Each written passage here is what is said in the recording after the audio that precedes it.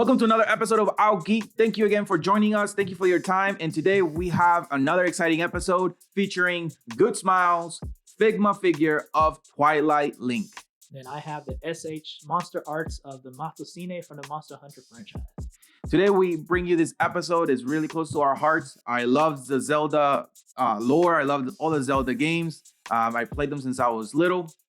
And we all know who Link and Zelda are. If you don't know, then you've been living under a rock for a long time. It's one of Nintendo's biggest franchises. Right.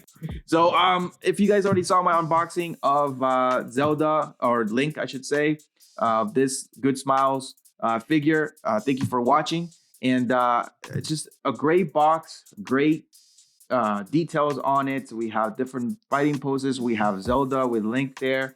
We have some great writing on the sides and on the front. Product number 319, Twilight Princess version Link. So really great figure. Please watch the unboxing so you see what's all entails and what's all in the box. The action figure itself is really cool. You can actually take out the shield and take out the Master Sword. You can put them in different poses, etc. I have them chilling here like this, posing up and just ready for action.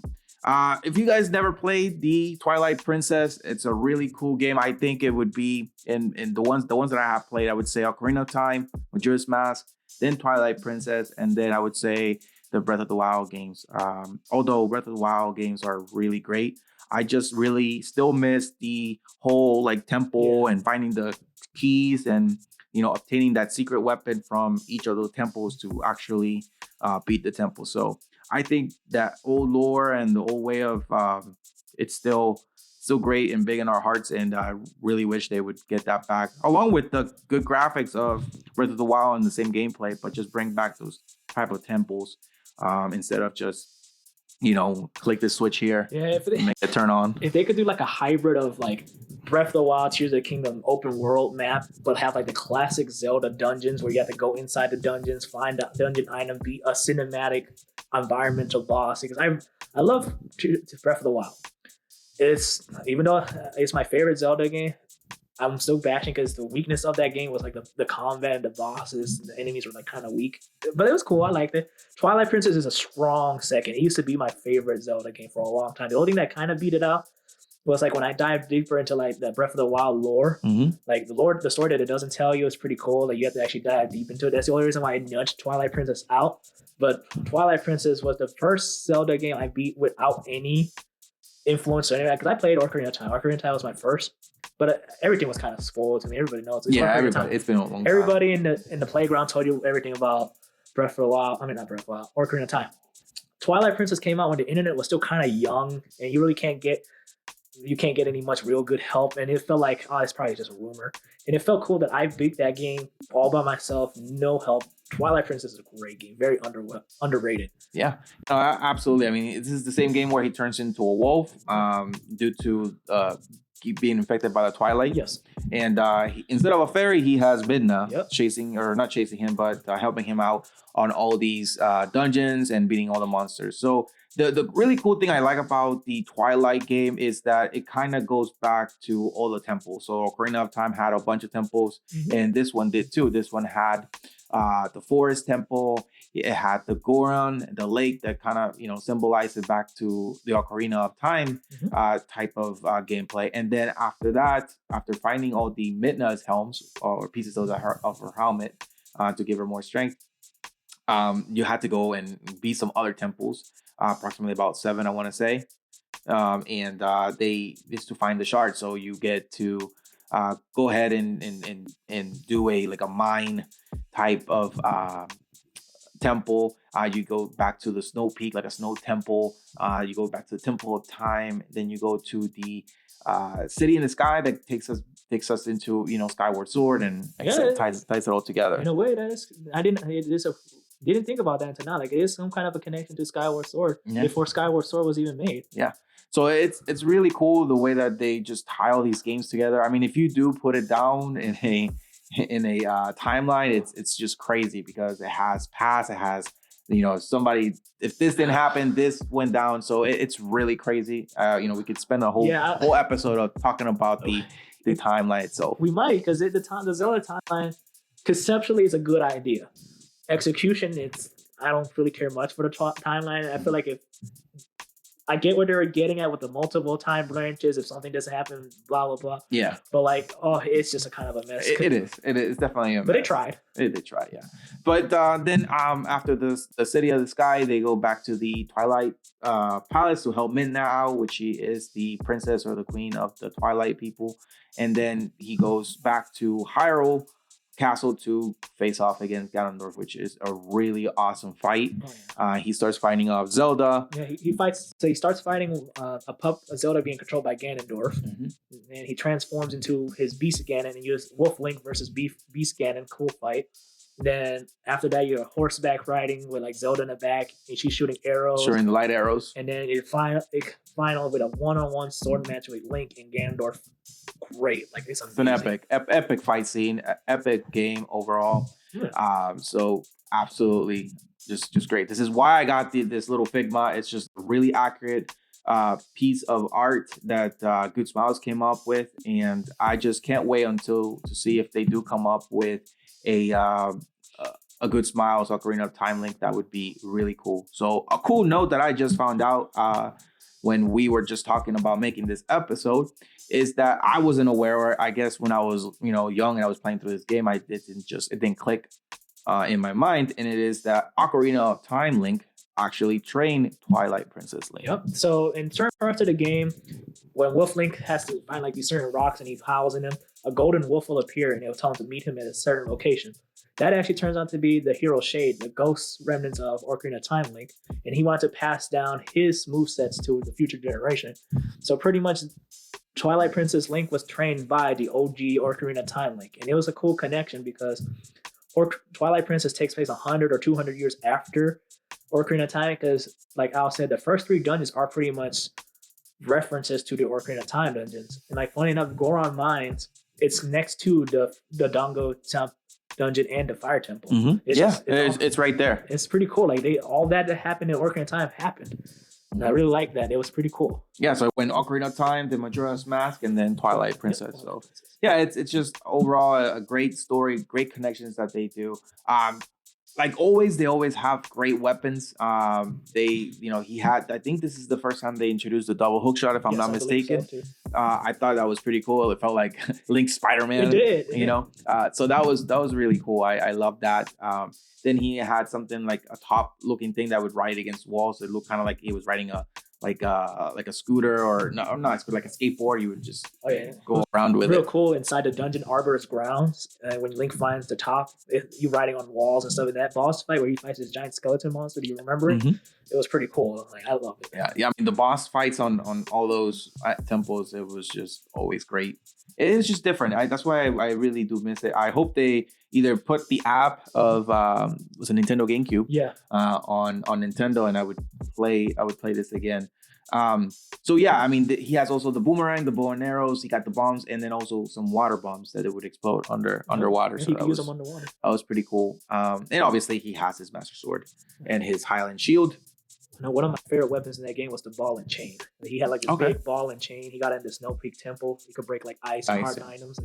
It was like the most inefficient combat weapon. It was just so cool seeing. It was heavy. It was really heavy. Like seeing this Link was a skinny man. Yeah. But he had seen him like lunging this giant wrecking. Hey man, he got trained by the OG Link from Ocarina of Time. So he was ready for this. He was ready. And then he had some cool tunics. He had the green tunic that he has on right now. He had the Zora tunic. And then he had the magic tunic, which worked with rubies. It was pretty cool. I believe it might be golden red. Yes, it was like that. So it was cool. I didn't use that much because you lose your rubies and stuff, but it was cool just to use it. And then if you lost all your rubies, it would harden up and you couldn't move. And then a fun fact about that: Twilight Princess was originally going to have like a magic meter, but they cut the magic meter out. That the magic armor was supposed to be connected to your magic meter. So it would just use your magic meter slowly, but they cut it, so they put rupees and they just made the armor worse because I would never use the armor. I did not know that, but that would make sense. I mean, the whole point of him being trained with Ocarina of Time, that is just great. Oh yeah, that's really cool.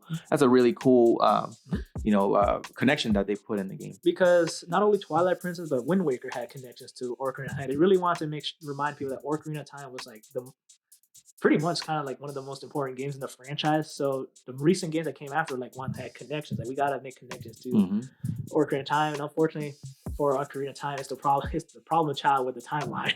Yeah, because all the time traveling. Yeah. Overall, a great franchise, great lore. We all love it. So that is my good smile. And before we move on to mine, figure. Did you ever thought about what about the movie? The upcoming Zelda movie. What do you think about that? I keep hearing rumors about it. I haven't looked at any. Is it live action? Live action. Who's making it? I have no idea. And I'm super worried. Please do not ruin it. Don't do another Dragon Ball movie, please. Oh yeah, no. That was just the worst. So please do not ruin Link. Yeah. All right. I mean, I'll watch it. Lately video game. Is it in theaters or is it on Netflix? I heard it's theaters, but I also heard it. Funny enough, I also heard it's also Netflix, but I'm not 100% sure. Okay. Video game movies are not as bad as they used to be. So, but I just don't see Link he doesn't talk. Yeah, Like who? Like that would be interesting. I feel bad for the actor that plays him. Mario doesn't talk too much either, but they did do the anime movie, so it was all right. But it's Mario. Right? Yeah. I don't know. It would definitely be different. That's another thing. I think they should give him a voice already instead of just words on a. I know they want to give him a voice, but the last time they gave like a silent protagonist a voice, Samus from the Metroid series, when they gave her a voice, people hated it. They hated the poor voice actress had not it wasn't her fault, but the direction that they did in that game. They'll probably give Link a high pitched voice, and they're like, "Go back to being silent again, please." Just stop. People will be mad.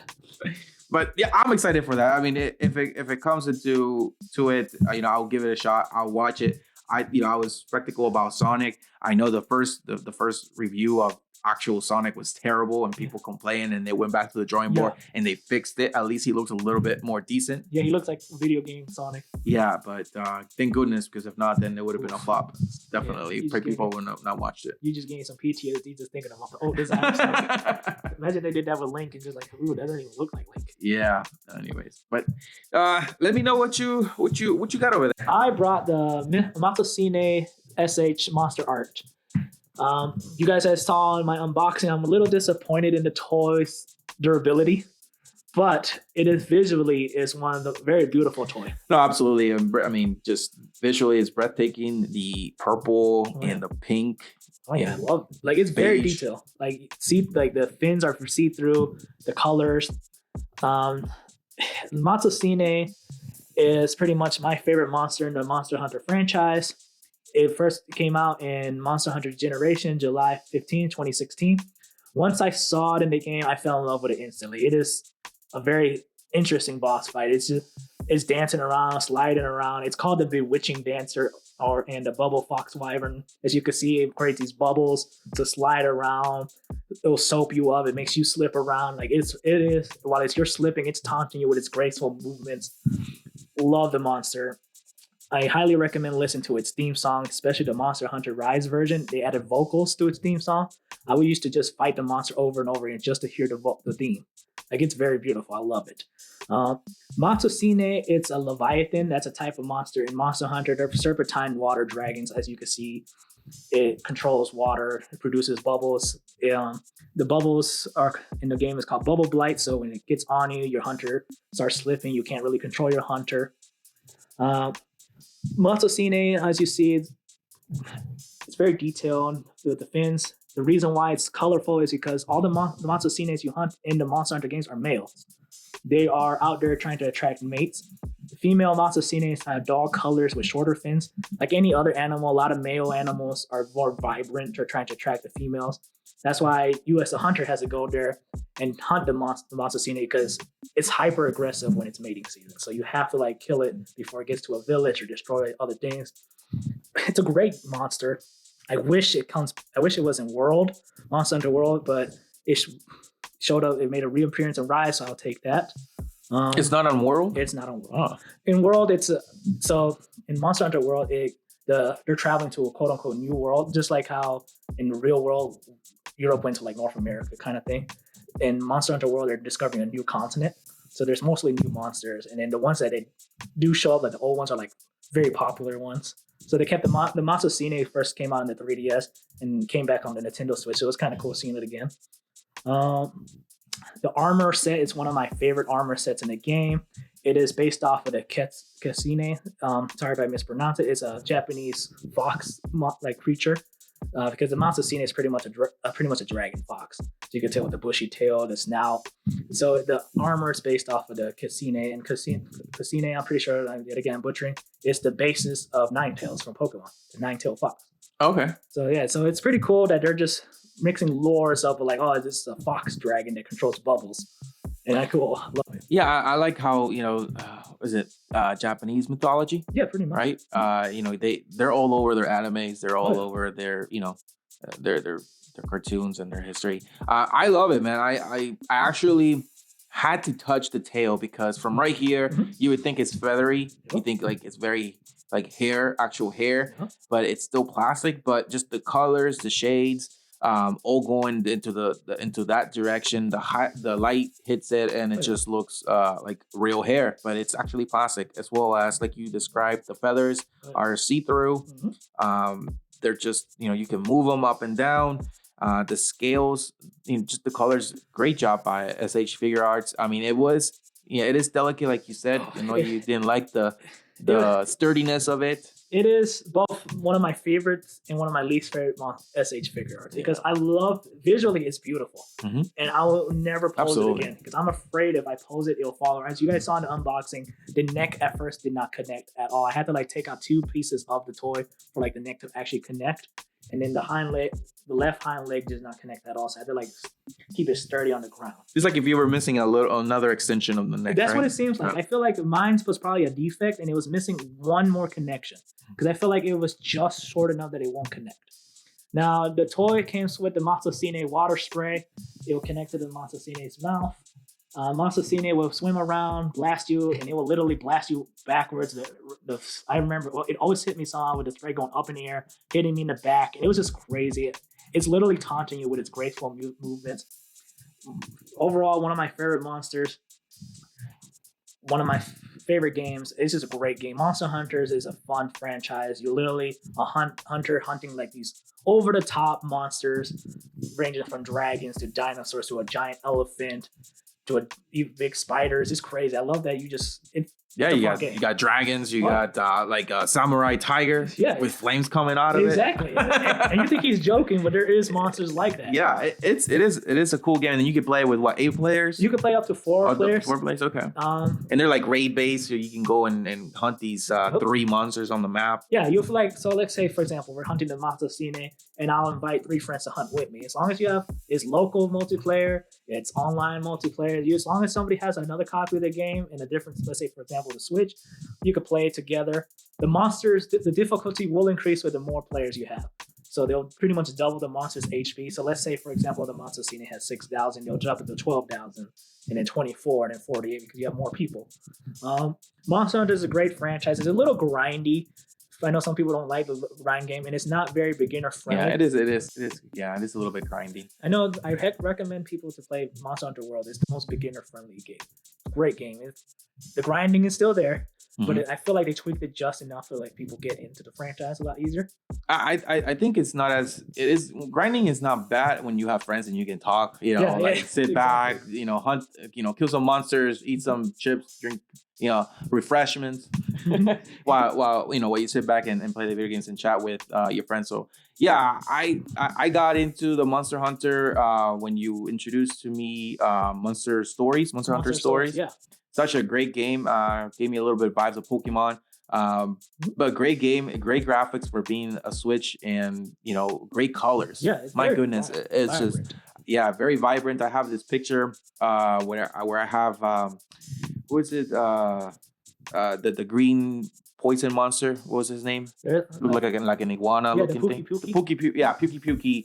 I had the Pukey green, looked like armor. Looked like Link right under a cherry blossom tree. It was just spectacular. Just the pictures. I mean, just the colors and on that game is just great. And then my best monster of the game, I had a Mizutsune in that game because I had to get my favorite monster in that game.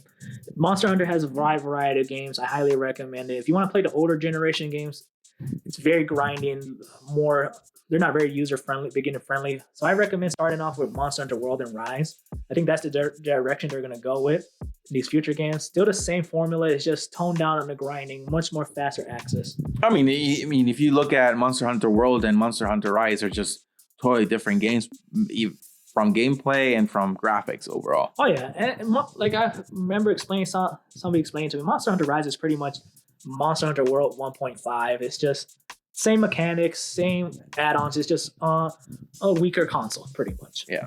And then, like I said, I highly recommend listening to the Mizutsune theme song. Look it on YouTube, the Monster Hunter Rise version when they added the vocals to the theme song. Great song. Great figure art. Like I said, visually stunning. Super delicate. If you're going to I bought this toy for $105 on Amazon. It arrived early. But when I opened it, I could tell, like, you got to be careful. And I just feel like mine was probably a defect and it didn't came with like one extra piece. So when you saw in the unboxing, your experience might be different than mine. But I heard other people saying that it is a very delicate toy. So as you see here where I have it displayed on the bubbles, is probably how I'm going to have it displayed in my shelf for sure. It's not moving. I'm afraid of even driving it back home. But it's a beautiful toy. And now thinking about seeing Link and the Mizutsune together. I want to see them fighting. Yeah, that would be cool. He would fit in right with the hunters, you know. And he will, because fun fact, Monster Hunter and Legend of Zelda had crossovers before. Oh yeah, when is that? They had it on. You're just full of facts today. You blew my mind with Link Ocarina of Time Training, Twilight Link, and now they had crossovers. They had two. So like on the Monster Hunter 4 Ultimate on 3DS, you could have Twilight Princess Link armor. You can make a sword and shield that looks like the Master Sword and the Hylian shield. And then you can also make a bow that looks like Link's bow. Then recently, where was that at? Rise or? I believe Monster Hunter 4 Ultimate on the 3DS. And I believe 3DS. Rise, yes, and I think Rise or Monster Hunter Generation Ultimate had Breath of the Wild armor and Breath of the Wild weaponry. Obviously, they didn't work exactly like the games, but it's It's just cosmetic. So yeah, Monster Hunters and Zelda had crossovers before. What do you think would be the closest monster that would symbolize, your favorite monster here in your Mizutsune in Ocarina of Time? Do you think maybe the lizard, the fire lizard, like in the Goron? Volvalgia? Yeah. Maybe. I know the Volvalgia would be interesting because it's pretty much a serpentine dragon. Just this one's more fire based and this one has more aquatic bubbles. Yeah. Oh yeah. Both great franchises. I highly recommend playing Legend of Zelda and Monster Hunters. And yeah, I love it. And then sorry, I didn't mean to cut you off. Yeah. I was gonna say this one had a Monster Hunter movie. The Monster Hunter movie. Have you seen it? Yes, I did see the Monster. You did not like the Monster Hunter movie. Yeah. It wasn't that bad, but I saw it. It just felt like there wasn't that many monsters there. That was my thing. It just felt like generic soldier movie guest starring monsters from the Monster Hunter franchises, and I just did not care for that movie at all. Yeah, but I mean, I saw it when I did not know much about the franchise, so that's why I probably liked it. Yeah, that's probably why you're a hardcore. Fan for years, played it in 3DS. That was my first time watching it. My first Monster Hunter game was Monster Hunter Tri on the Wii. Love that game. Luckily, no motion controls because I'm not a fan of motion controls. No exercise. This is not even the exercise. I just don't want to flail my arms around. Great game. Since Tri, I've been a Monster Hunter fan since. And then as for Legend of Zelda, I've been a fan since Ocarina of Time. Both great franchises. No, absolutely. And I love both the SH or your SH Figuarts and my Figuart by Good Smile. So I hope you guys enjoyed this episode. We really enjoyed this time talking about our SH Figuarts and our Good Smiles arts, our Figuart. So thank you again for joining us. It's a pleasure geeking out with you guys. And remember to subscribe, give us a thumbs up, leave a comment to what you guys want to see here on this show. Yeah, tell us if you played any Legend of Zelda games. What's your favorite Legend of Zelda game? Your favorite boss? Your favorite dungeon? Do you think Nintendo should go back to like classic Zeldas, or like making a hybrid with like Breath of the Wild and like classic Zelda themes? Did you play any Monster Hunter games? Did you like them? You had like a tough time getting into it, or if you're already a hardcore Monster Hunter fan like me, what's your favorite monster? What's your favorite weapon? Mine is the gun lance. let us know in the comments. That's right. And always remember, geek out. Of This is our style, our generation of art. We say, you know, how some people have art display in their house, statues, busts. We have these toys that we like to display. Yep.